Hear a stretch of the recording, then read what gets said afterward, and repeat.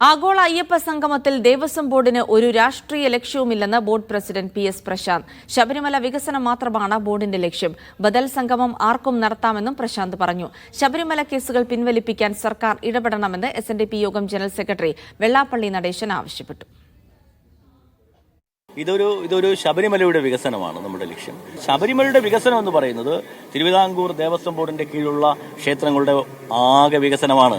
അവിടേക്ക് ഭക്തജനങ്ങൾ വരണം, അവർക്ക് വേണ്ട സൗകര്യങ്ങൾ ഒരുക്കണം. അത് മാത്രമാണ് ഞങ്ങളുടെ ലക്ഷ്യം. ഞങ്ങൾക്കൊരു രാഷ്ട്രീയ ലക്ഷ്യവുമില്ല. ശബരിമലയിലെ സ്ത്രീ പ്രവേശനം വിഷയമായിട്ട് ബന്ധപ്പെട്ടിട്ട് കേസുകൾ നിരവധികളുണ്ട്. അത് ഗവൺമെന്റ് വളരെ ദയാപൂർവം കണ്ടുകൊണ്ട് അതിനകത്തൊരു വാശിയോ വൈരാഗ്യമോ കാണാതെ ആ കേസ് എന്നാൽ പിൻവലിച്ച് അത് അവസാനിപ്പിക്കണമെന്നുകൂടി SNDP ജനറൽ സെക്രട്ടറി എന്നതിൽ ഒരു അപേക്ഷയുണ്ട്, അഭ്യർത്ഥനയുണ്ട്.